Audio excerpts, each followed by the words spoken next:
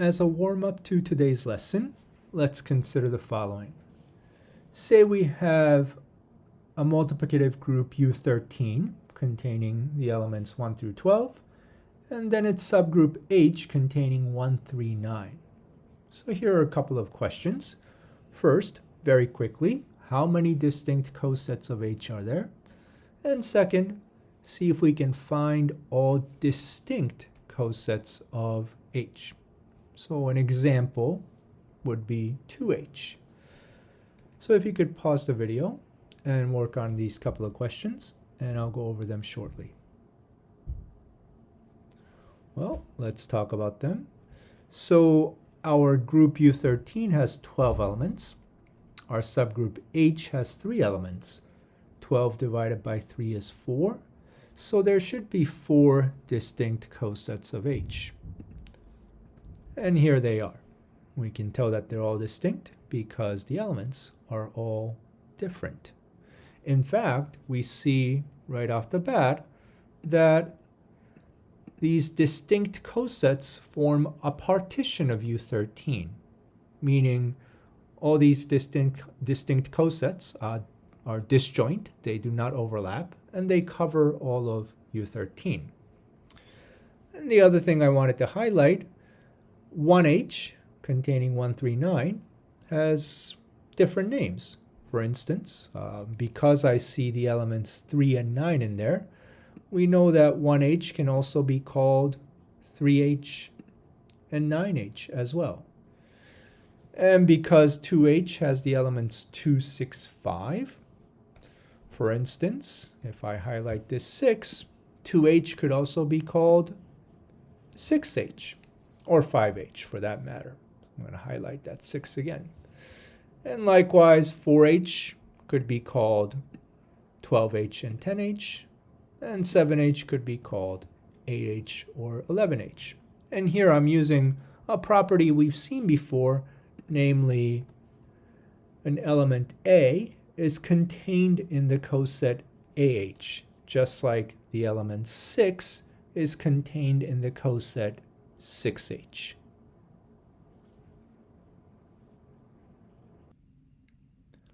Let's continue working with the same subgroup H of U13. And here's a new notation. U13 mod H, that's how we read this, is the set of all distinct cosets of H. Now let's go back to the previous slide so we can see what those are again. So the distinct cosets of H are 1H, 2H, 4H, and 7H. Just a quick remark here. The fact that we're using 7H, that's just a matter of choice. We could have just as well used 8H or 11H. Likewise, instead of using 2H, we could have used 6H or 5H.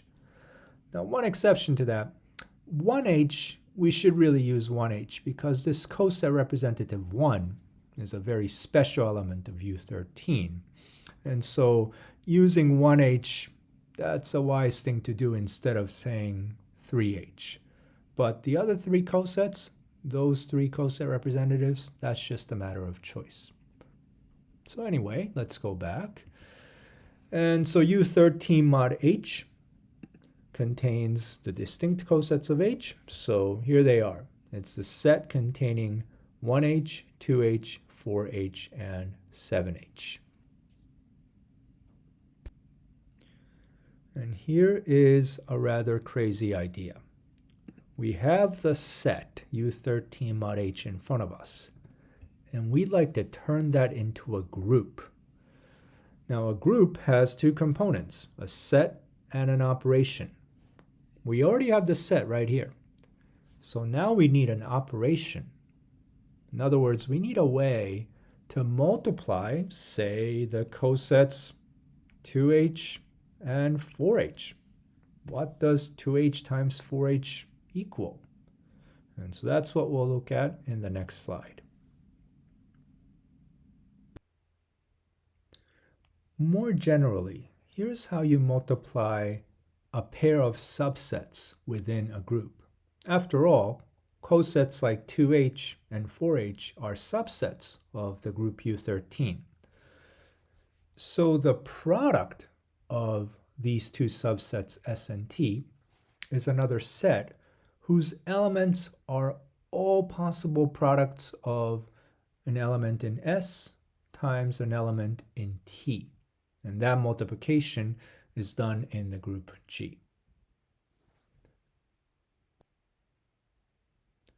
So let's apply this definition and see what we get if we multiply the cosets 2H and 4H. So we have 2H here that contains the elements 2, 6, 5, and 4H in blue contains the elements 4, 12, and 10.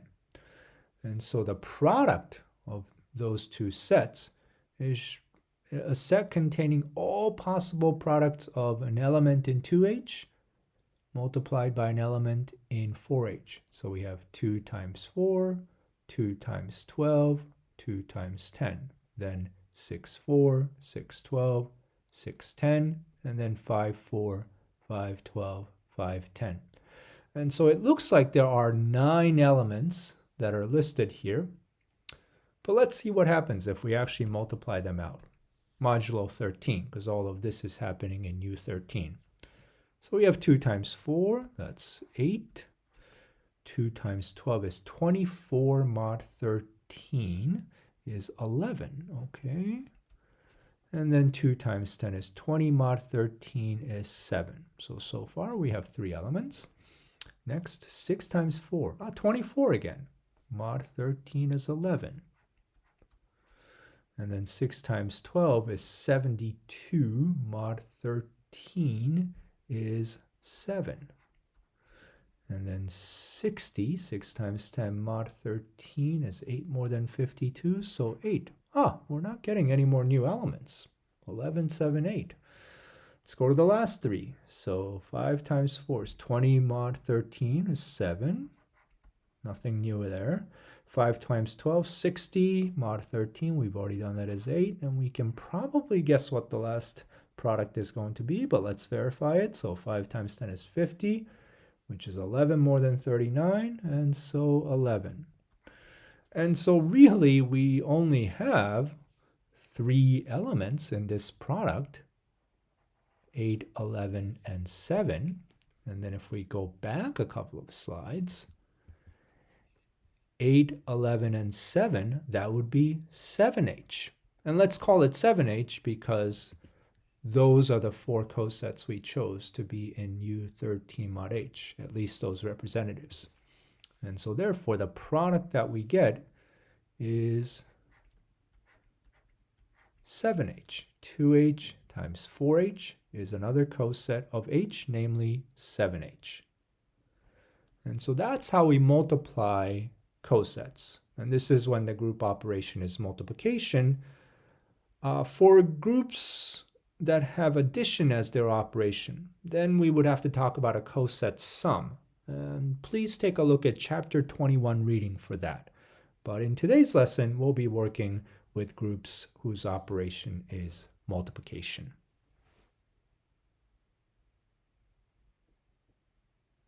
And now please pause the video and work on day 21 classwork. And afterwards, we'll review some of the concepts and problems. In the classwork, we worked with the group U13 mod H. And here's a group table that we generated. The key thing here is that even though U13 mod H contains cosets, and those are sets, we're going to treat each coset as an element of U13 mod H. So we'll talk about them, all these cosets, as if they're elements, because that's what they are. These are elements of U13 mod H.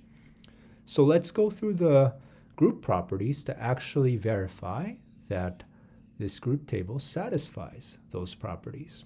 So starting with closure, well, we can see that U13 mod H is closed under coset multiplication, because if we look inside the table, all we see are the original 4 elements, 1H, 2H, 4H, and 7H. So what happens in U13 mod H stays in U13 mod H. How about associativity? I'll ask you to take a look at chapter 21 reading, where it explains why coset multiplication is associative. The identity element is 1h, because if we see the top row, that tells us that 1h times any of these elements is that same element. And if we look at the first column, we see that any of these elements times 1h is still that particular element. And so 1h is the identity element. And what about inverses? Well, we see that every element in U13 mod H has an inverse. And let's just verify that. 1h is a self-inverse. We see that 2h times 7h is 1h. So 2h and 7h form an inverse pair. And then 4h is a self-inverse. 4h times 4h is 1h. And 7h times 2h we saw also was 1h. And so 2h and 7h form an inverse pair. And 1h and 4h are self-inverses. And so in fact, this table verifies that U13 mod H is indeed a group under coset multiplication. Let's continue working with this table. In particular, we'll use the table to find the order of the element 2h. So we'll take powers of 2h until we arrive at the identity element 1h. And so let's start. 2h to the first power, that's just 2h. 2h to the second power is the same as 2h times 2h, which is 4h. So we have that. Next, 2h to the third power. Well, we can think of that as 2h to the second power times another 2h. And we just saw that 2h to the second power was 4h. And so what we really have is 4h times 2h, and according to the table, that's 7h. Not the identity element yet. So let's raise 2h to the fourth power. And again, that's the same as 2h to the third times 2h. And we just saw that 2h to the third is the same as 7h. And so what we really have is 7h times 2h, and according to the table, that's 1h. Ah, there it is. And so we arrived at the identity element, and therefore the exponent right there, that's the order of 2h. And so this is our familiar notation. The order of 2h is equal to 4. And again, I emphasize that we're treating 2h, even though it's a coset, we're treating it as an element of the group U13 mod H. And therefore, we can say that U13 mod H is cyclic because it has a generator 2h. By taking powers of 2h, we got all of the group back. And this is, again, a familiar notation. U13 mod H is equal to bracket 2h, where bracket 2h stands for the set of all integer powers of 2h.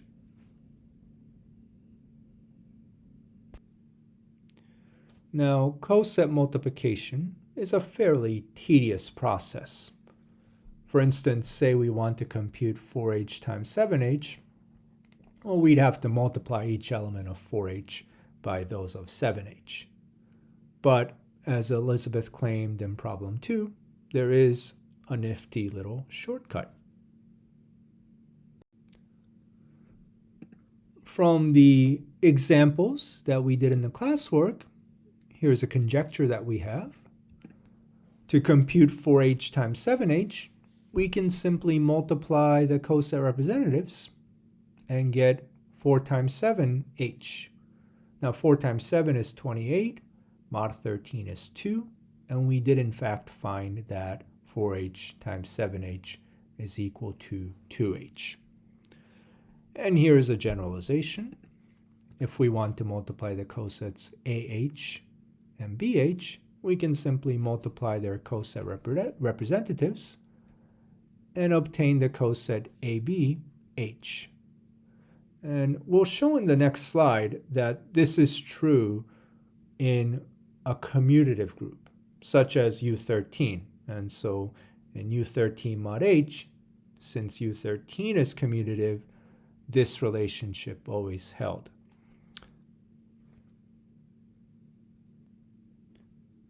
In problem 3 of today's classwork, we saw an example where this coset multiplication shortcut fails, which begs the question, when does this shortcut work?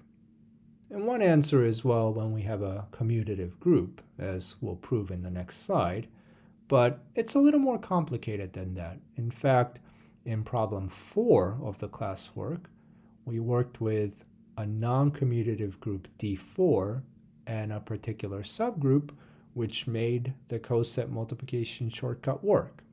And so it's a little more involved than saying it works in commutative groups. And so we'll dig more into this in a future lesson. But I just wanted to pose this question for now as something for us to think about.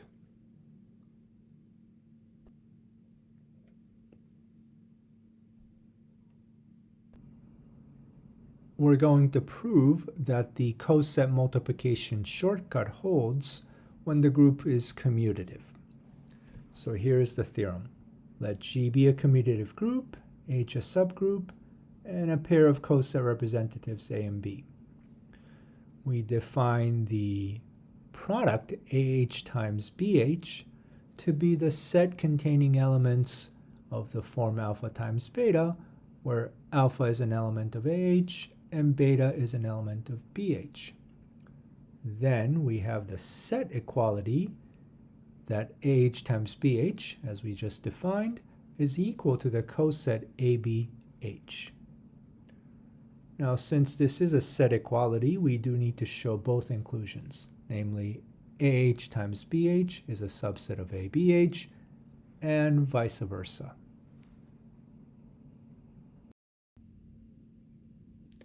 Let's start with the first set inclusion. So we need to take an element from AH times BH and show that it's in ABH. So here are the first steps. We'll let alpha times beta be an element of AH times BH, where alpha is in AH and beta is in BH. Then we know what alpha and beta look like, namely alpha equals A times little h, beta equals BK, for some h and k in the subgroup H. Now we'll show that alpha times beta is contained in ABH. In other words, it has the form AB times an element of H. And here is where we use the fact that G is commutative. So now let's find out what alpha times beta looks like. So since G is commutative, we have alpha times beta. Well, that equals AH times BK, but as G is commutative, we can move around these elements however we like. So let's put A and B together, and H and K together, and HK is an element of the subgroup H, since H is closed, and therefore we have that this is an element of the coset ABH. And therefore we just showed that alpha times beta is an element of the coset ABH, and thus the first set inclusion has been shown.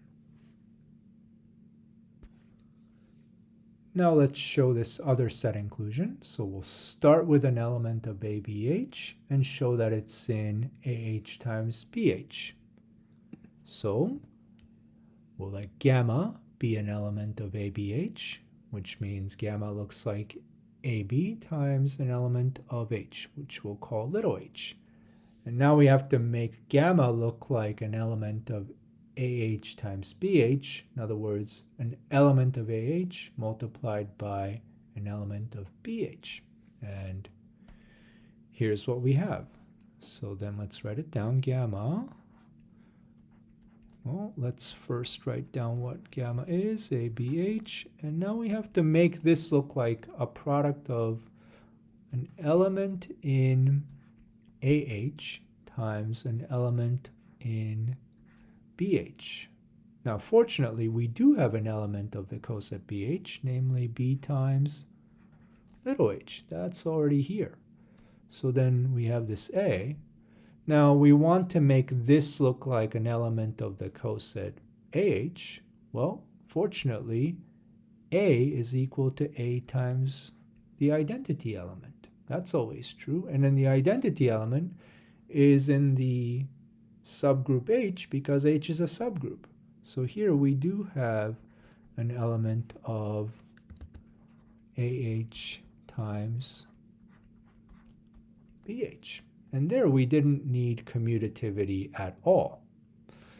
And so what we've shown is that gamma is in fact an element of AH times BH. So we have the second inclusion. We've just proved both inclusions, and therefore we have the set equality as desired.